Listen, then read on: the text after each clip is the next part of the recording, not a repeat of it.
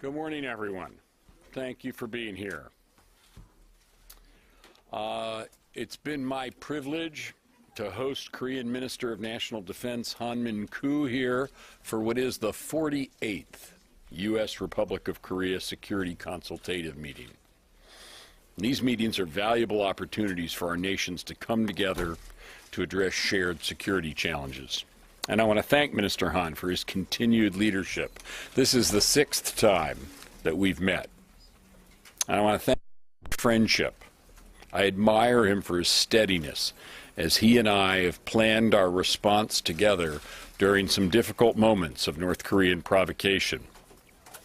And while we sometimes need to be on the phone together in the middle of the night, formulating our strong responses to North Korean provocations, it's a pleasure to see him in person for a longer and deeper discussion. Always good to see you. Today's productive discussions will help ensure the U.S.-Korea alliance remains the linchpin of regional security and stability. For over 60 years, we've built this strategic alliance based on common values, shared interests, and mutual trust. And we've stood together to ensure peace and prosperity in the Asia-Pacific. But as that consequential and dynamic region changes and as threats evolve, so too does our alliance. So this week, we discussed how we can better address three issues: ensuring deterrence on the Korean Peninsula, opening new frontiers of cooperation in our alliance, and expanding the global role of our alliance. First, we could discuss the continued threat from North Korea. Indeed, North Korea's nuclear tests and ballistic missile launches, like the one that failed last evening, threaten the stability of the Korean Peninsula and the broader Asia-Pacific region. As with previous tests, we strongly condemn last night's attempt, which, even in failing, violated several UN Security Council resolutions, and affirm that this latest provocation only strengthens our resolve to work together with our Republic of Korea allies to maintain stability on the peninsula. Indeed, the United States remains committed to defending our allies against any threat with the full spectrum of American military might. That's why we're adapting our force structure on the peninsula, most recently by agreeing as allies to deploy THAAD to defend against North Korean missile threats. And that's why we're ensuring we remain ready to, as we say, fight tonight. And we're working together to achieve a conditions-based transfer of wartime operational control. And that's why the United States is reaffirming its ironclad commitment to defend South Korea with our extended deterrence capabilities. We agreed yesterday to establish the Extended Deterrence Strategy and Consultation Group, through which we will discuss further steps we can take. Make no mistake, any attack on America or our allies will not only be defeated, but any use of nuclear weapons will be met with an overwhelming and effective response.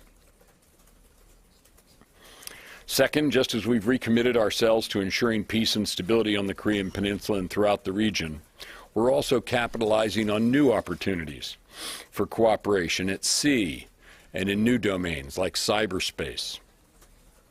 We're examining ways that our two navies can better cooperate on maritime security. We're also pleased that the U.S. ROK Cyber Cooperation Working Group is helping us synchronize and enhance cyber efforts within our alliance.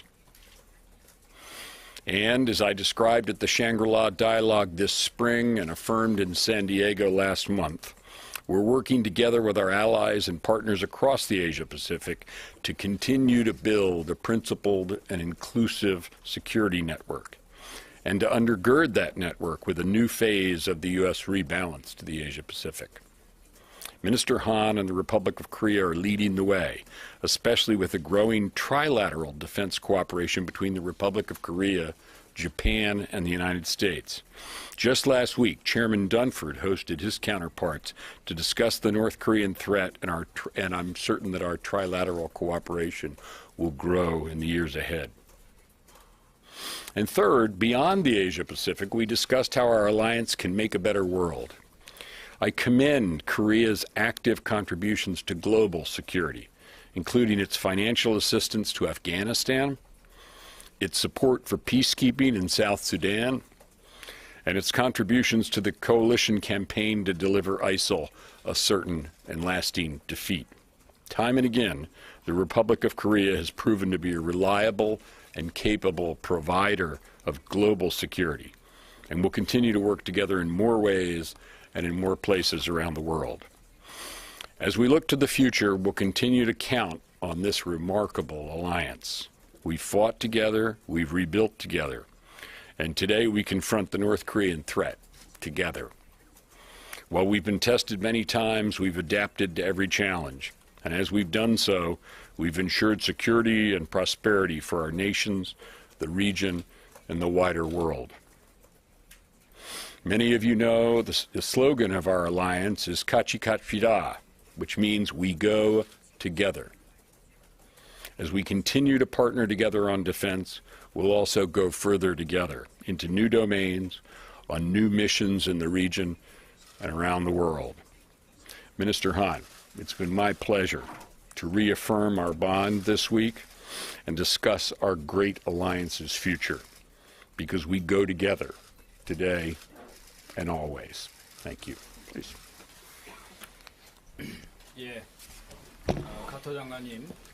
First, I'd like to thank Secretary Carter for his interest and attention towards the peace and stability of the Korean Peninsula and the progress of the ROK-US alliance.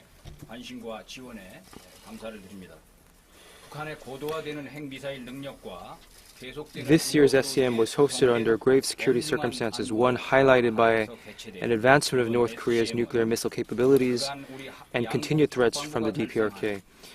In this year's SCM, we have reviewed the accomplishments made by the United States Department of Defense and the Republic of Korea Ministry of National Defense within our bilateral relations and within our combined defense posture. It was also a precious opportunity in which we identified the direction of future improvements.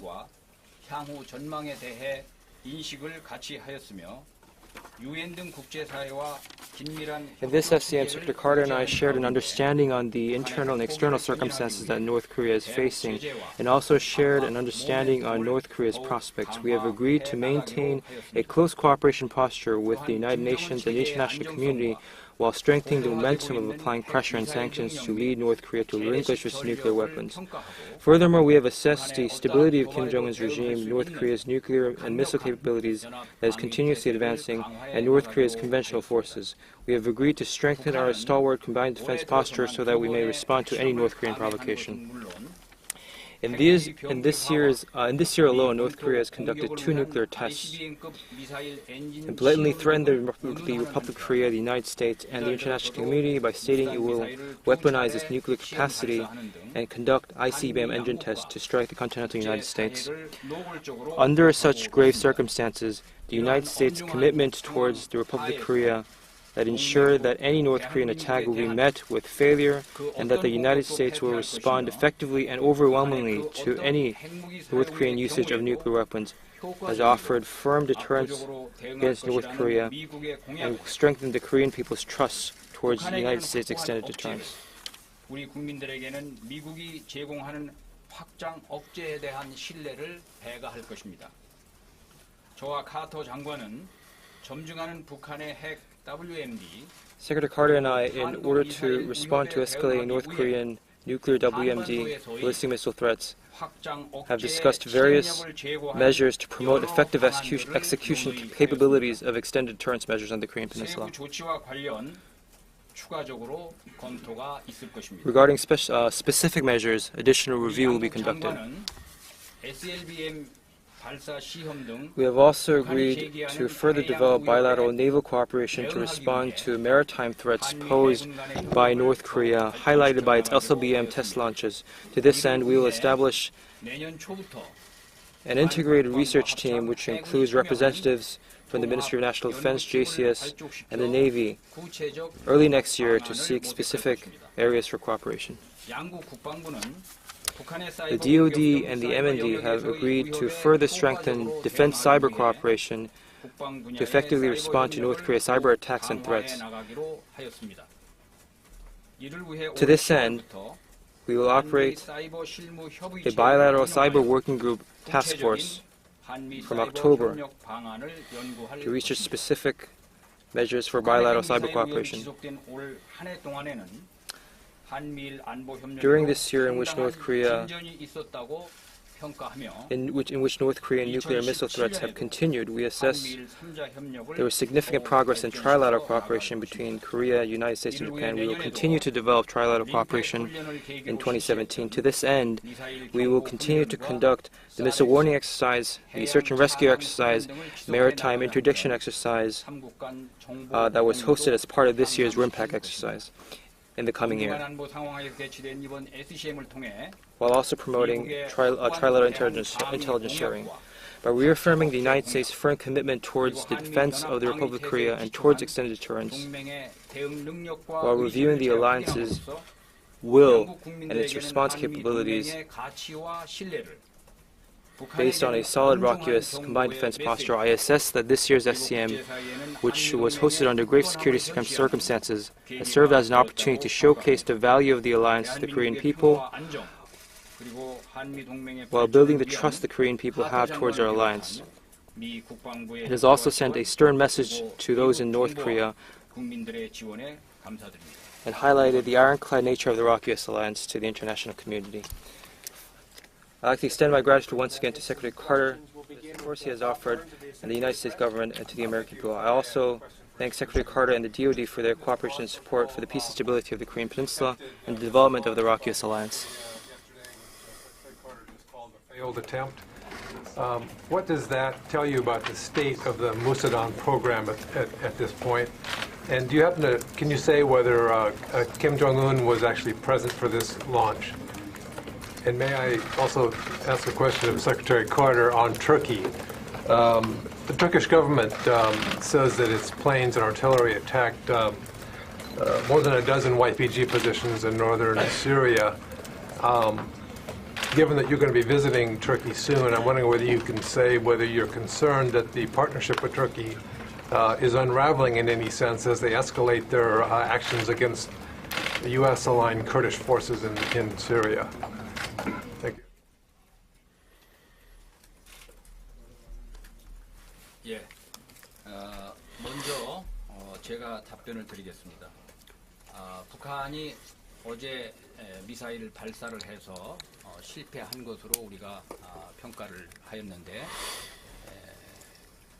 북한의 무수단 미사일은 이미 2007년도에 작전 배치가 된 것으로 우리는 평가를 했습니다.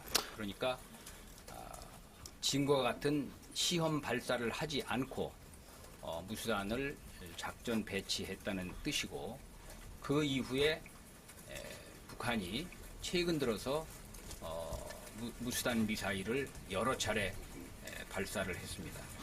I'll answer that question first.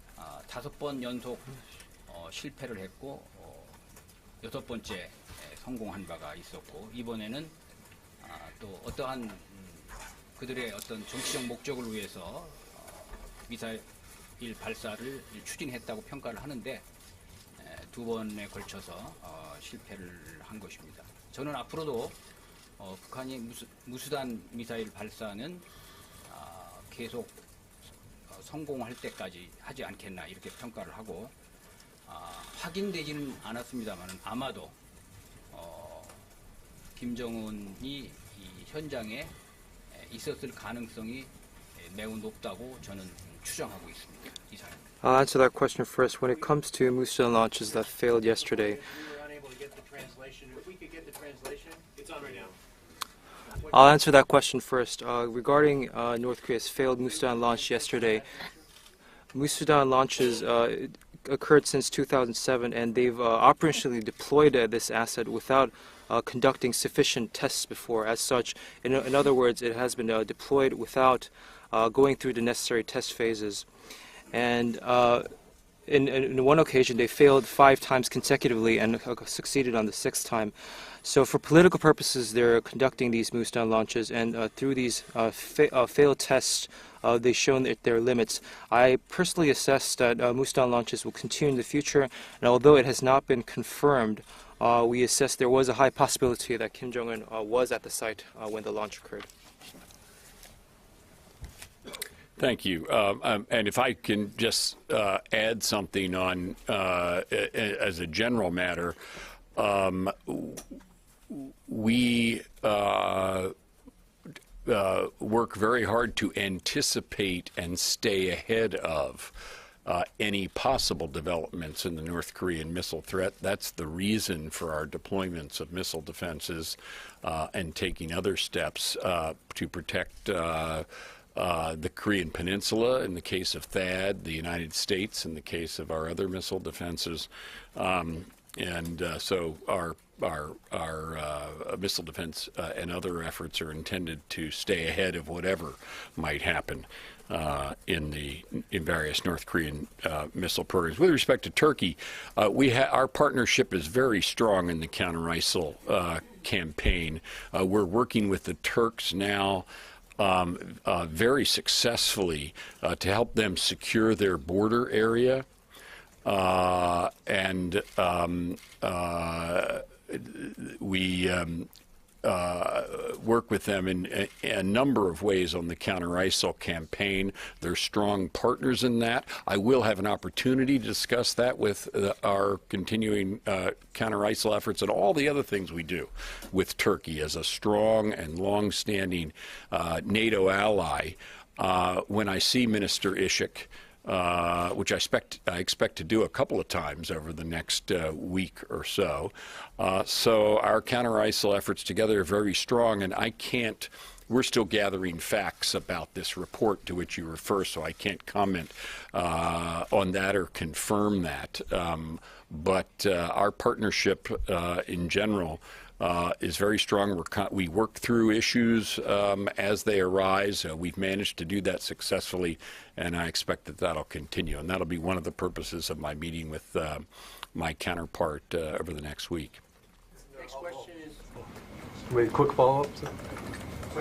Isn't there also a problem with the Turks in Iraq, though, with their forces, which the Iraqi government doesn't want to be present? Isn't that a problem for the coalition? Well, anybody who operates in Iraq, it needs to do so with respect to Iraqi sovereignty. We do that, and we don't conduct any operations that are not cleared through the government of Prime Minister Abadi. So that's a principle for us in every way. At the same time, Turkey is a member of the counter-ISIL coalition, and so we'll be discussing with our Turkish counterparts and our Iraqi counterparts and all the other parties to ongoing operations, which are very encouraging in terms of their the way in which the planned envelopment of Mosul step by step is proceeding. And we continue to work with everyone who has a stake in the outcome of that, which are all the members of the counter-ISIL coalition and a number of different parties within Iraq. This is a complicated situation. One of our roles as a leader of the counter-ISIL coalition is to keep everybody focused on the central threat, which is ISIL. Our next question is from Yanda.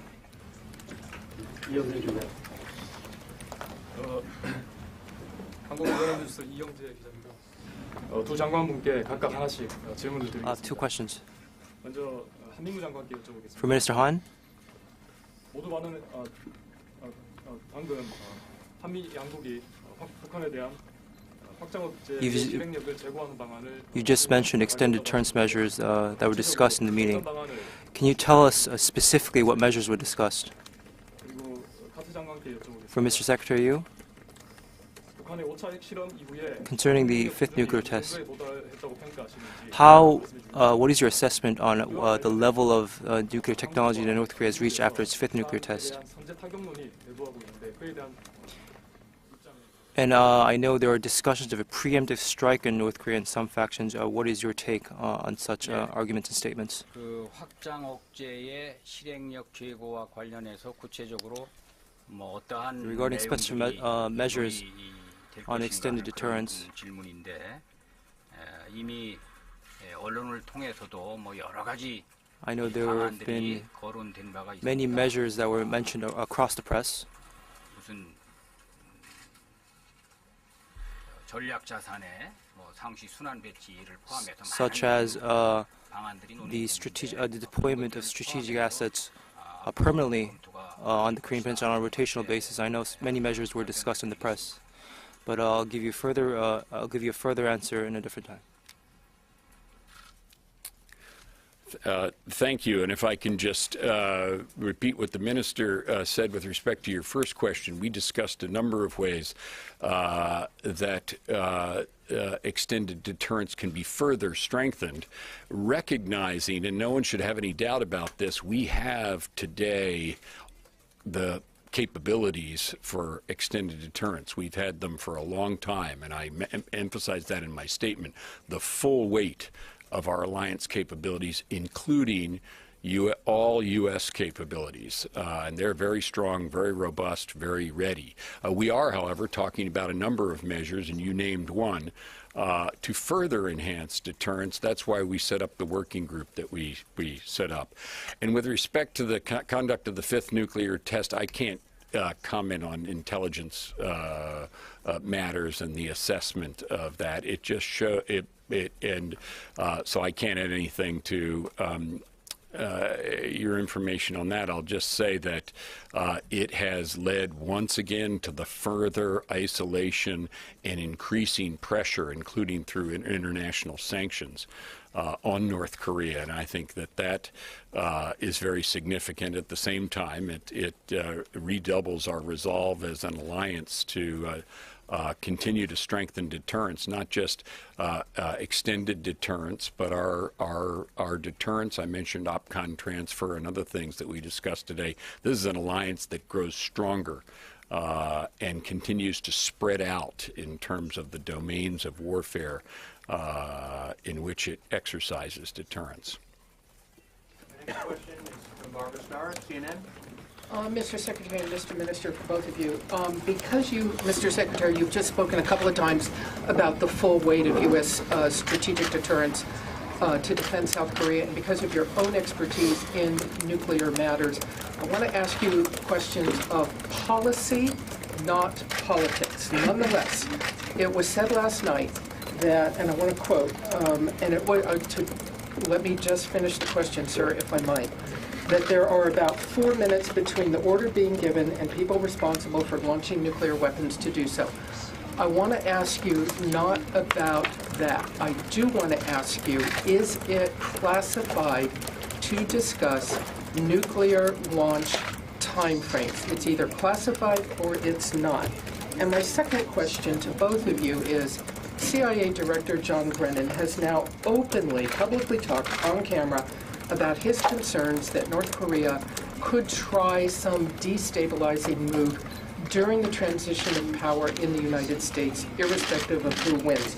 Secretary Brennan says it's something that the new team and the current team is looking at very closely and will need to be able to address. For both of you, what are your concerns that North Korea may attempt a destabilizing action during the U.S. transfer of power? Well, if I can take that second part first, Barbara, and I'm sorry, but I'm not going to answer your first part because it is cast in terms of the ongoing presidential campaign, and I said repeatedly I'm not going to answer questions in that context. Not going to answer on that one. With respect to provocations from North Korea, I mean, I'll say, and then let Minister Han say, I mean, we remain concerned about that as an alliance, irrespective of where the United States is in its election cycle.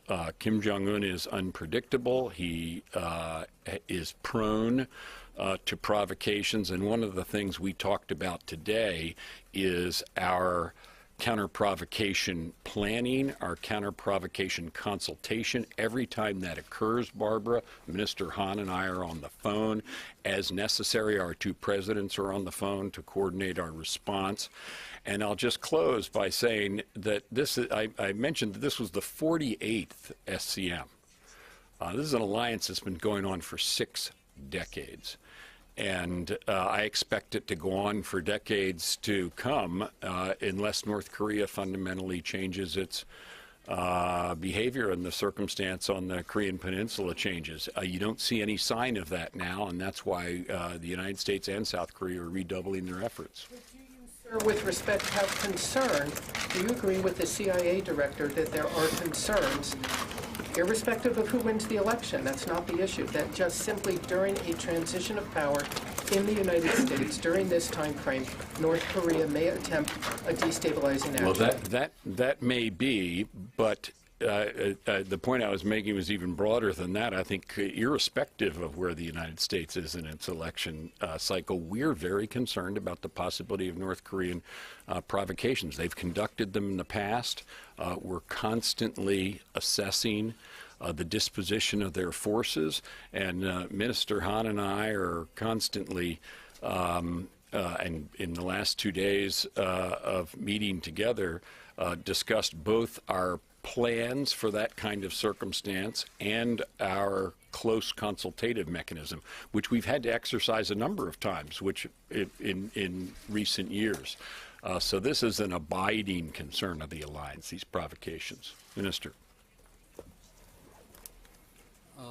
질문하신 것은 주로 카터 장관님께서 I think Secretary Carter 하실 상황이라고 생각됩니다. should answer most of the questions, 관련한 but regarding your question regarding North Korea, 우리 한국 국방부의 입장을 I'll give you a little the position of our ministry. 북한은 여러분이 잘 아시는 것처럼 North Korea, as you well know, 매우 불안정한 국가이고 is an unstable regime, 리더십이 and its leadership 의심스러운 이러한 상황이라고 보고 있기 때문에 act upon such suspicious situations.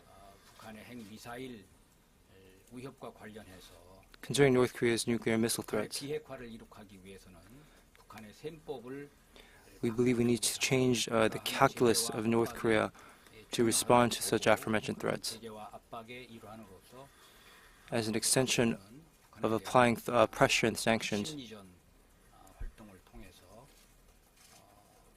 세계의 이 상황과 대한민국의 실상 그리고 북한의 실상을 북한 군인들 through psychological operations, we intend to expose North Korea to the realities of the outside world. 하는 점을 말씀을 드립니다.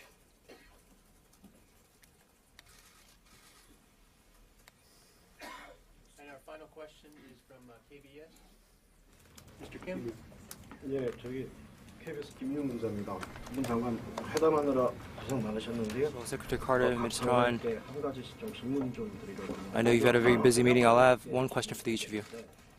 이제 이번 SCM에서 보면 해군 협력이 이제 특별히 강조가 됐습니다. I know naval cooperation was a key point in your discussion. 아니 특별히 이제 해군 협력을 강조한 이 배경이 좀 I'd like to know the background in which naval cooperation in particular of all the service branches was emphasized. 뭐 확인은 안 됐다고 하지만 북한이 SLBM을 여러 발 실을 수 있는 뭐 신형 잠수함을 건조. Although it's not confirmed, there are reports that North Korea has a submarine that could load multiple SLBMs. And I just want to know if such developments have been reflected in emphasizing naval cooperation in this SCM. 그리고 저 카터 장관께 여쭤보고 싶은 거는요. And for you, Secretary Carter, 이번에 이제 해군 협력도 강조가 됐고 이제 최근에 이제 여기에 배석하신 이제 브룩스 사령관께서도 in addition to naval cooperation, 요격 능력을 강화해야 General Brooks in particular have emphasized the need for maritime-based interception capabilities in Korea. 아니면 한국이 SM3를 도입하는 거 아니냐 뭐 이제 There are speculations as to whether Korea will introduce assets such as SM-3. 사드 배치를 놓고도 심각한 논란이 나가 있습니다. Now, THAAD deployment in Korea was very much a controversy domestically. 논란이 있었는데 SM3 역시 같은 문제를 야기할 가능성이 크다고 보거든요. I foresee that SM-3 might enjoy the same controversy domestically.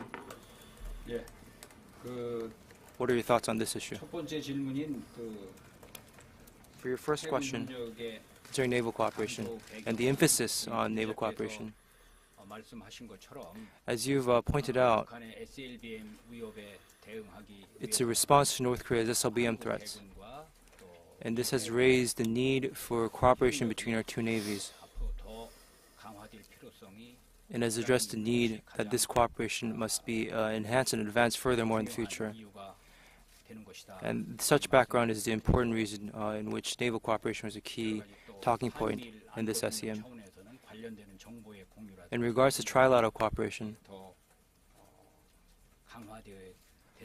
we believe this too must be strengthened in the future.